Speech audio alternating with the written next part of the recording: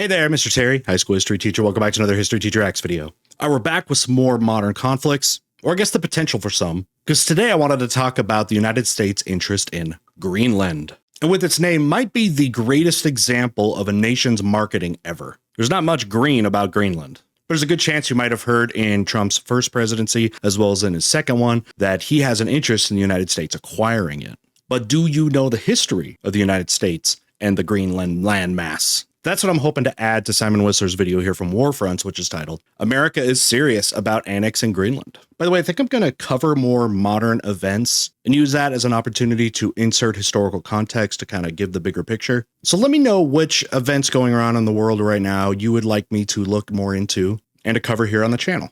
Speaking of content, make sure you're subbed to my new Originals channel, which has a lot of fun and thought-provoking content. Give it a chance. I think you'll really like it. It's called Mr. Terry Originals, and I've linked it down below. This original video is also linked down below. Make sure you're supporting them. And also, if I'm covering more current events, let me know what other channels you want me to cover. I especially want to cover those that have mainstream appeal that a lot of people are watching. So again, I can help give the bigger picture. All right, let's get started.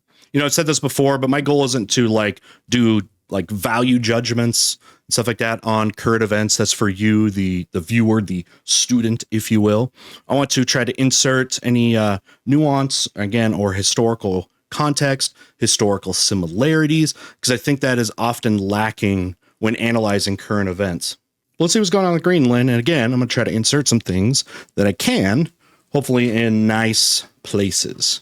If you've only been vaguely following the news, which you probably haven't because you watch this channel, you might be under the impression that the story had died down, but it was just another of those things that Trump sometimes says that generate a couple of weeks worth of headlines and then just seem to disappear entirely, and we all forget about them. I definitely feel like it was a bigger deal, and kind of, again, it was really kind of laughed about, I feel like, in the first presidency for Trump in 2016 to 2020. I mean, when he had talked about this, it was just one of those things that was not a part of discourse of not just the United States government, but just people as a whole.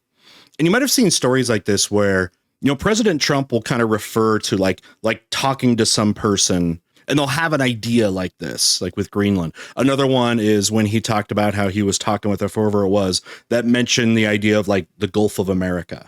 And he's done this in a few situations where it kind of almost becomes like a fixation. But with that, will actually push hard for these things. Again, these ideas he'll hear from somebody and then just go kind of all in. And Greenland was kind of one of those. After all, no one has mentioned the annexation of Greenland for a little bit of a while now. After a flurry of comments in January and then again in the spring, when Trump refused to rule out taking the autonomous Danish territory by force, things seem to have gone quiet on that front. I mentioned this in the video I just covered with, last couple with Venezuela. That is a common political tactic for President Trump, is never to rule anything out. So he'll get asked, by reporters, are you ruling out military intervention in Greenland? All right, military intervention in Panama or recently in Venezuela. In every situation, he will never and has never said that, where there is a line for the United States. Again, that seems to be a sort of tool to get what, he hopes for. Overshadowed by events in the Middle East and indeed a home in America. True. Until now, that is. It turns out that this relative quiet may have been a way to divert attention from what was really going on. Immigration stuff. A coordinated, US-backed influence campaign aimed at driving the vast, sparsely populated land into Uncle Sam's star-spangled arm. By the way, you see that kind of consulate? From what I understand, that just got reopened. So Nuuk, is that how you say it? Is the capital of Greenland, kind of its one of its only cities. And I believe the U.S. wasn't really operating out of it. And I think it's in 2020, which I think was still towards the end of his presidency, reopened the consulate as a way to continue to bargain with Denmark, who has claim over Greenland and has, by the way, repeatedly said they're not interested in any kind of sale or anything like that. Yeah, but the consulate, I think, just kind of reopened about 5 years ago. I didn't know what it looked like, though. It's like a cozy little house with, 3, I guess, people there. At least those are the allegations aired this week by Danish broadcaster DR. Speaking to sources in the Danish Police Intelligence Service, or PET, the channel reported that, quote, it's PET's assessment that Greenland, especially in the current situation, is a target for influence campaigns of various kinds. As to what those influence campaigns may be, Well, they center around 3 unidentified American citizens who have been active on the island in recent months. According to the broadcaster, the 3 are all connected to the current administration and have close, personal ties to Donald Trump. As DR describes one of them, the American man, who has been seen in public with the US president many times, has recently been appointed to a role that could give him influence over US security policy. I was just, in these situations, I like to tell you my understanding and questions that I have, because you guys can help me with this too. And you can learn from each other in the comments. I was wondering, is there a United States ambassador to Greenland? Honestly, don't know. In its lead, the broadcaster described how the man had apparently spent time compiling a list of names of Greenlanders who support the idea of America annexing the island. Rather more chillingly, he also compiled a list of names of Greenlanders who are, quote, opponents of Donald Trump. Because nothing says we have benign intentions toward your island quite like having a list of enemies drawn up. I remember in the first presidency when this was talked about, there was a bunch of polling or whatever. And they've done it again about Greenlanders, about who they would more likely be. I don't know if occupy is the right answer, but as a territory of is it Denmark or is it the United States? And I forget exactly how that polling went down, but I remember there was, a split. But I want to say, and correct me if I'm wrong, that it was still mostly wanting to deal with Denmark. They kind of like the deal, I guess, as it is. But again, there's some that are like, no, we want, our own deal. And of course, there's always going to be those people in places like this that want, full autonomy, which almost seems less likely than the United States annexing it or it being sold by Denmark to the US. Benign intentions toward your island, quite like having a list of enemies drawn up. To be 100% clear at this point, we have, as yet, no evidence that these Americans were working on orders from the president. The broadcaster itself states that, quote, DR has not been able to clarify whether the American men are working on their own initiative or under orders. Indeed, that's exactly what that looks like. The context, the United States doing that of it, you go in and then you find people that'll be loyal to you, and you start talking to them, and you give them a platform, and you do this all behind the scenes, right? United States has done this a lot in history, even getting to the point where you're helping create a media narrative in the country, with the extreme result end up being, arming and training them for an armed uprising. All of this has context, and all of this has precedent in history with the U.S. Clarify whether the American men are working on their own initiative or under orders. Plausible deniability. The White House's position since the story broke has been that these are 3 private citizens enjoying their constitutional right to free speech. The official US line, as quoted by the BBC, was simple, quote, "We think the Danes need to calm down." But that's the case, and it really is just 3 motor mouths acting out their childhood fantasies of being spies. Then there's nothing to see here, is there? It's just an example of a jittery European nation overreacting some comments Trump once made that were never meant to be taken seriously. Do you think the Danish government is kind of in the right, and I guess how they've responded to, these propositions that, again, go back to the previous Trump presidency from 2016 to 2020, where it was, talking about Greenland or whatever, or Denmark should sell it. It should just belong to the United States. And also never, clarifying that a military option is completely off the table. Do you think this is, again, a fair, I guess, response? But we think there could be more to it than that. And we're not the only ones. The Danish government summoned America's highest-ranking diplomat in the country to complain after the reports broke. Back in June, Emmanuel Macron, the leader of one of the only significant military powers in Europe, pointedly visited the island, saying that Greenland was not quite to be a stab sold, at the rest of a Europe. move widely interpreted as a warning shot at Trump. So, clearly... Now, didn't Trump, did he appoint a new ambassador to Denmark? I'm trying to remember if that sounds kind of familiar, and really tasked him with go put pressure on the Danish government to make this deal happen. A move widely interpreted as a warning shot at Trump. So, clearly, there are people who think the current administration is deadly serious about annexing the island, all of which raises a couple of questions. What evidence do we have that Trump wants Greenland? Why would he want this frozen, sparsely populated island? And how might he go about getting it? The first question is real easy to answer. These are great things. And again, I'm hoping I can find some spaces to insert some historical context that I want to share with you guys. So stay tuned. Make sure you stick with me here. are evidence that Trump wants Greenland is the way that he keeps on saying Yeah, he wants Greenland. He brings it up every once in a Here while. is a quote from March. But we need it really for international world security. And I think we're going to get it. One way or the other, we're going to get it. I'm sorry, is that funny? And here he is in July, doing an interview in which he refused to rule out taking it by force. I do feel like Trump will like joke about stuff, but he also doesn't joke about it.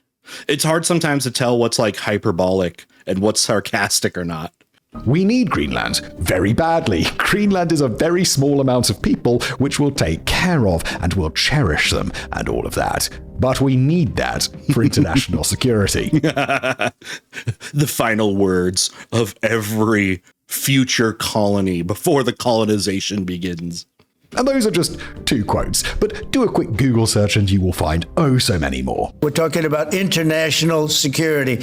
You'll also find things like the Wall Street Journal's bombshell story in May that America's spy agencies had been given a collection emphasis message, directing them to step up intelligence gathering efforts on the island. You might also find additional reporting from around that time that Trump officials were mulling offering Greenland a Compact of Free Association, or COFA, that would pull the country into America's orbit by offering it a similar deal to that held by Pacific Island nations like the Marshall Islands and Palau. Okay. Now, an investigative mission like that would likely involve multiple things. And again, this is kind of just based on the history of, I guess, colonialism in the modern era, which is first off, is what is there worth it? And that can mean a couple of things. Does it have, first off, natural resources? This is going to include rare earth materials, but also a lot of useful stuff like graphite, lithium, and of course the ever important uranium. And of course, still the classics like gold and zinc and iron, copper, oil, gas, and, maybe even like fish and seafood, as it is very vulnerable to, overfishing. But the other thing that would be part of this investigation, too, is getting kind of the vibe of the people there. Are people there wanting a regime change, I guess, if you will, and who is potentially loyal? So you can make those contacts.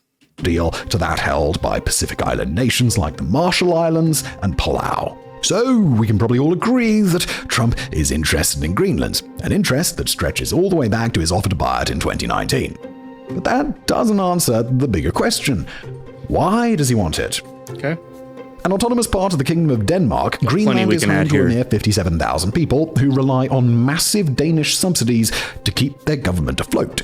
And by the way, Nuuk, the capital's population is over 20,000, so it's at least like 1/3 of it live in a relatively small city. It has inclement weather, a tiny economy, and very little infrastructure. Yeah, it's pretty. They're all just right on the coast. Of historic sites from the Viking era, but the current president is famously not animated by his love of natural beauty. Well, you know what else Greenland has, locked away deep beneath its thawing surface? Critical minerals. Vast deposits of the sort of minerals needed for modern high-tech and military kit, the sort of stuff the US deems vital for its national security. Right. A lot of like next level stuff that's, maybe it wasn't as important in the past. Again, like we're talking about like lithium used in so many electronic products now. We know gas and oil is going to, whether we like it or not, going to be a major important thing for, still many, many years to come. But I want to see him expand more and talk more about the positioning of Greenland geographically. Not only that, but the US Geological Survey believes there may be vast fields of natural gas and 17.5 billion barrels of oil ready for extraction off of the nation's I always coast. wonder how they And know then that there's the security dimension. As the Arctic warms, Like how and much oil competition there is? increases in the once frozen seas of the north, important new shipping routes are going to open to Yeah. adversaries like Russia and China. Whoever holds Greenland is going to dominate those routes. In other words, there's a hard-nosed, realpolitik argument for US annexation of Greenland. Or at least, You know what else I've heard? It's like if global warming continues to be a problem, then a place like Greenland is going to become more habitable and that people could start moving there. there would be, were it not for the agreements already in place that allow America almost unhindered access to the island for military means. But we'll get to those in just a moment. For now, let's try and answer our final question. Okay. How might the US go about acquiring the island? Well, Buying it direct, that's out, as the Danes say no, and regardless, they don't even have authority to take the money. You know, you look at the financial acquisitions the United States has done in history, a lot of those had some kind of important context for the country that was selling it. Say, Louisiana Purchase during the Napoleonic Wars, right? Napoleon, France needs some quick money to do what they're doing. For Russia selling Alaska to the United States, that had just come in the midst of the very economically draining Crimean War, and had just within a few years before that emancipated the serfs, which they believed also needed kind of a big cash infusion to make that transition. Additional land purchases from, Mexico after the US-Mexican War, for a country in Mexico that would need, more money with the effects of that war going on. So I guess if we want to look at like Greenland, is Denmark in some kind of like dire need for a sudden cash infusion? And that's really not the case. So with that being said, you're probably going to need another option, right? Say no, and regardless, they don't even have authority to take the money. Nor does anyone think we're going to see a full-blown military invasion. The Danish intelligence sources that spoke to DR specifically ruled it out, and it's hard to see how Trump would win domestic backing for such a move. I mean, how many Americans would really support invading a peaceful country that has never done the US any harm? Luckily, but the other thing too, would anyone in the United States imagine like, Denmark pulls up their military, here, I guess, to defend it? Would NATO intervene in some case, even though like the US is within NATO? Depends how diabolical, I guess, the United States is willing to go, right? Americans would really support invading a peaceful country that has never done the US any harm. Luckily for the White House, there's another tactic they can try, one that Danish intelligence labeled as creating discord in the relationship between Greenland and Denmark. Absolutely. And frankly, that is an incredibly easy thing to do. This is the one. Prior to gaining autonomy following a referendum in 1979, Greenland had spent a long time as a Danish colony. Yeah. During that time, the Danish crown didn't exactly cover itself in glory. One of the most controversial cases came about in the 1960s when about 4,500 Greenlandic women were fitted with contraceptive coils without their consent in an effort to stop them reproducing. 1960s, everybody. At other times... See, I would think, okay, I have to know the reasons for that. I'd be really interested to hear the reasons of that. We'll see if he gets to it. I would think that a place like that, like, you want people in Denmark, like, not a lot of people are signing up to go move to Denmark, take a job there, or not to Denmark, to Greenland. Sorry. But yeah, not a lot of people are signing up to like move to Greenland. If you can get more people there, the better. You need more people that can, do jobs, continue to build up the infrastructure and all that.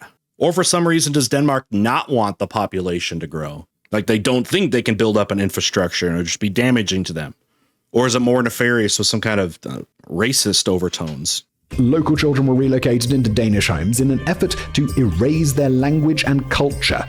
Look, this wasn't exactly unique at the time. Canada was undertaking a similar program of removing children from their cultures, and the USA is thought to have forcibly sterilized 100,000 women, mostly Native American and Black, over the 20th century. The whole like sterilization thing was actually not unpopular in the era. Look at like Indira Gandhi in India, India facing an overpopulation, problem was really trying to grow like a sterilization movement. One child policy in China. But those were overpopulation things. And that's not necessarily something that, Denmark or Greenland was a problem of. You do have the forced cultural assimilation in like the United States, in Canada, and in Australia. I'm still wondering what the motivation would be for that here. It's like you're sterilizing them, but you're also culturally assimilating them. Just because this was common doesn't mean it was excusable. The sterilizations remain a source of white-hot anger in Greenland, with a movement underway to have them officially recognized as a genocide. There's also festering resentment at the way Denmark has long treated Greenlanders as if they were children incapable of making their own choices. And it seems the current US influence operations, if that is indeed what they are, aim to tap into that anger. DR reports that one... You guys can help me out with this one. What democratic rights does Greenland have, if any, into like Denmark's parliament? Do they have representation there? And again, Denmark's government, do they have a voting power? What do you guys know about that? Oh yeah, JD Vance did go there. That's right. Maybe that's what I was thinking of when I was saying if they appointed a new ambassador, but sent JD over there to like try to negotiate, right? Try to like pressure them. Of the American men was discussing similar historical cases with Greenlanders that could be used, quote, to put Denmark in a bad light in American media. Oh yeah. The likely Very reason? common tactic. Greenland's Self-Government Act of 2009, an act that gave Nuuk control over its own affairs except foreign policy and defense. An act that allowed Greenland to declare full independence at any point in the future, provided it is backed by a majority of citizens in a referendum. If there is a game plan here, it seems to be to use these real, historical crimes perpetrated by Copenhagen as a wedge Try to get a referendum to ensure going. Greenland holds a referendum and votes for independence. Step 2 would presumably then... So that would be interesting if that did come to fruition. How would Denmark do it? Would they just kind of accept it? Or would there be just, massive amounts of criticism of the United States, of undue influence over this? Probably. Especially if this is happening with the United States just kind of breathing down Greenland and Denmark's neck and prodding them from behind.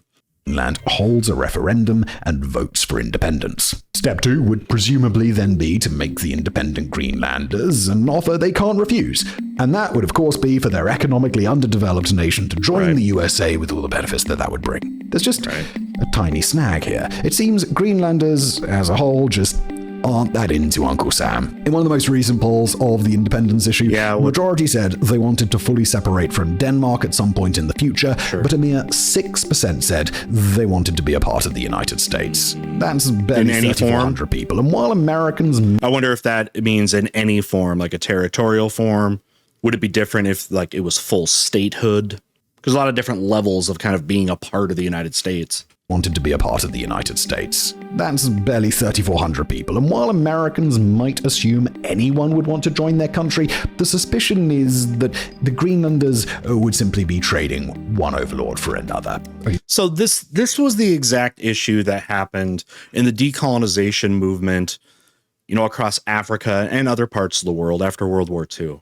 Countries were getting their autonomy, but they lacked the capital to build up an economy of their own.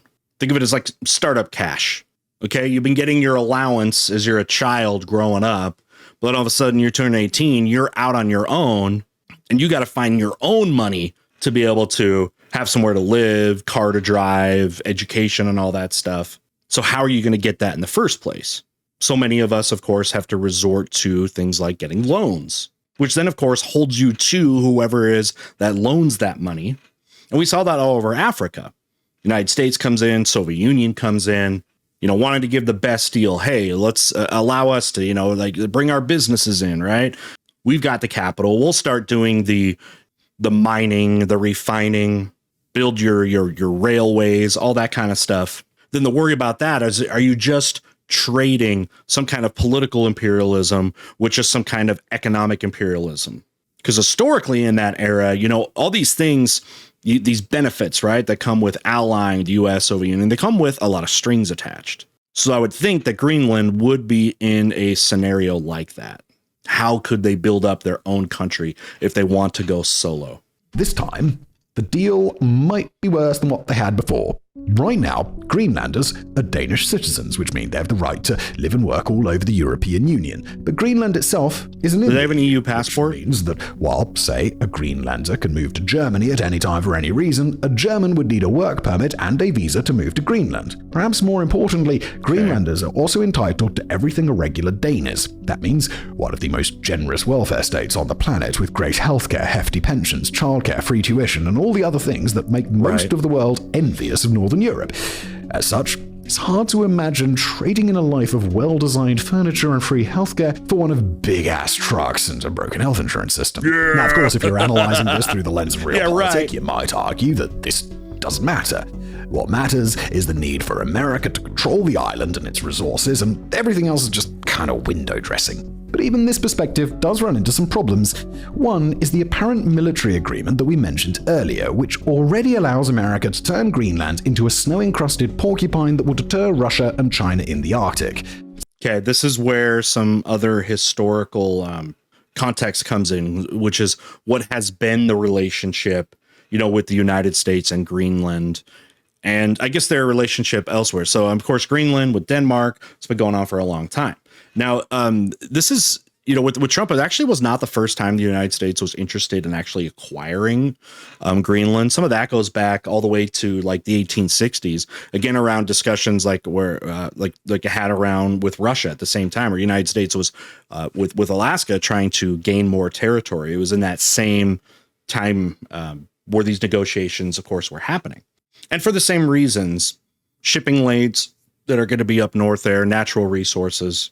Then, of course, things heated up very much with World War II. Germany takes over Denmark in 1940, and the U.S., using the precedent of Monroe Doctrine, which basically says, everything west of Europe, west of, mainland Europe, essentially, Europe needs to not mess with, which provided justification for a defense treaty with Denmark in Greenland, which allowed the United States to develop military bases on Greenland for its proximity, again, shipping lanes, under the fear that, Germany might be using Greenland, which would be a very useful thing if they did, in fact, try to take over more of Europe, or I guess, God forbid, come over to Canada and the United States.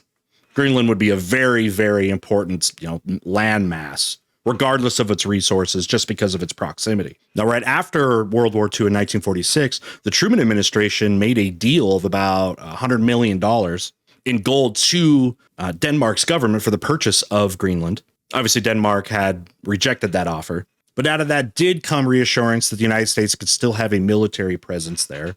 And internationally, the U.S. argued that with Greenland being kind of an extension of Denmark, and also being a part of NATO, that gave justification for the U.S. to do that, which could have been seen as a sign of aggression, say, for Russia, Soviet Union to be more specific, with the U.S. expanding more military presence up in the Arctic Circle, with its proximity, of course, to the Soviet Union.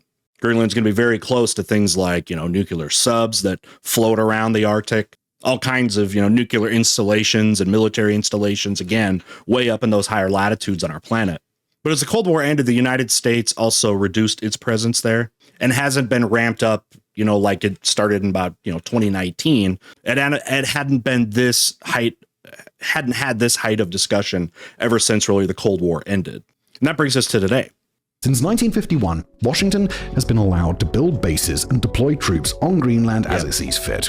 In the mid-20th century, that meant 17 US didn't buy it, but Denmark said, y'all can, with thousands of troops. Still have military Although the US presence. currently maintains only a single base, Pituffik, that's a choice made in Washington, and one that could absolutely be reversed. As for resource Space extraction, base. it's true that in the 2010s, Nuuk tried to make Space itself an Force. attractive place for Chinese mining companies to invest in, but Beijing ran into the same problems everyone else does in Greenland. The weather's really bad, and there's not really any infrastructure, and that makes mining really, really difficult. On top of And you better believe China will be involved in this, especially if Greenland was to get its independence, for example. China would be one of the first places that would approach them with infrastructure deals to start this kind of economic process. And if you know, a lot of these developing countries have turned to China in recent years, in South America and Africa, especially for big infrastructure projects, because they feel China is giving better deals with fewer strings attached to these countries than the United States offers. that, Greenland ultimately bowed to US pressure in order to restrict Chinese influence. All of this is why many thought the talk of annexing Greenland had died down. The downsides, they just seemed so vastly to outweigh the potential benefits that it just didn't seem to be worth doing. Remember, Denmark, up until recently, was one of the most pro-American countries on the planet. The goodwill remains such that even this year, the Danish parliament passed a law allowing US troops unhindered access to its own military bases whenever the White House sees fit. But now, the constant annexation talk threatens to blow this once strong relationship apart. A poll conducted earlier this year showed Danes now believe the US is a bigger threat than Iran or North Korea. A former Danish prime minister and former head of NATO, Anders Fogh Rasmussen, told the Financial Times, quote, "The scary thing about Trump's rhetoric is that it's very similar to the rhetoric of Vladimir Putin and Xi Jinping." How interesting, huh? What do you think about that? It said that Danes are saying the United States is a greater threat to them, than like Iran. And you said Russia, right? What do you think about that? End quote. Yet for all the damage China, it seems likely to do, the signs remain that the White House may be serious about taking control of Greenland. To you go back to DR's reporting, Danish intelligence has apparently assessed that we're in phase 3 of a three-prong approach. First came flattery toward the Greenlanders, typified by things like Donnie Jr. visiting the island in January. Oh, yeah. Then came pressure on Denmark, such as when J.D. Vance traveled to Patuffik to make a speech criticizing Copenhagen and urging Greenland to cut ties. Now we're in a quieter stage of the infiltration. Do you guys feel like J.D. Vance, I mean, in the short time we've known him, he's the guy you send to do that? Does he seem like he would have, especially on his own there, like that kind of presence? Does he have that kind of charismatic presence to be able to like really directly influence foreign policy or a country like eventually seceding land and territory? I'm not so sure. But again, we haven't known him very long. Influence campaigns in which the administration tries to swing Greenlanders toward the idea of joining the United States. As for what comes next, unfortunately, we can't say. We're just YouTubers after all. We're not magical wizards who can see into the future. Yeah, we are. Yet. But what we can say is that it seems this story definitely isn't over. That there are at least elements within the current US government that are determined to do to Greenland what Vladimir Putin did to Crimea or Xi Jinping hopes to do to Taiwan. How successful they're going to be? We'll just have to wait and see. Thanks for watching. Final thoughts. All right, I hope you enjoyed the extra historical context and other types of precedents that I think could be kind of taken into consideration when talking about what happens with this. Asked you a bunch of clarifying questions along the way. I'd love to hear from you guys. One of the things I love when I cover some of these kind of modern conflicts is hearing from the people, the places that we're talking about. So if we got any Greenlanders in the community, I don't know if I've met any yet. I'd love to hear your opinion. I would love to hear your opinion down in the comments. Although you might have to go a long way of like actually proving your Greenlandishness. Getting sub to my originals channel. I think you'll really like the content. We'll see you next time. Bye.